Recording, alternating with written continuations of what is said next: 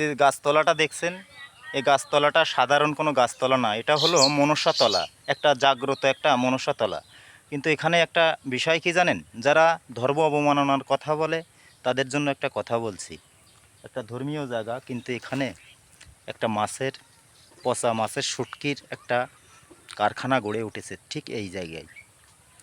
তো আমি বলতে চাচ্ছি, এতে কি কোনো ধর্ম অবমাননা পড়ে না? আপনাদের চোখে দেখুন কিভাবে গড়ে উঠেছে।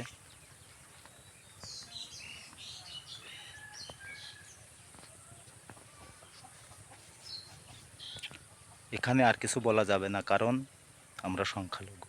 ঠিক আছে? জয় শ্রীকৃষ্ণ, রাধে রাধে। এখানে দাঁড়ানো যাচ্ছে না, এত গন্ধ, এত প্রচুর গন্ধ। এই মনসাতলায় মাছি আর মাছি, দেখেন আপনারা, মাছি। দেখেন এই মনসাতলা, দেখেন কি পরিমাণ মাছি, আপনাদের চোখে ধরা ধরা পড়ছে। দেখেন মাছি আর মাছি, মাছি আর মাছি। ঠিক আছে?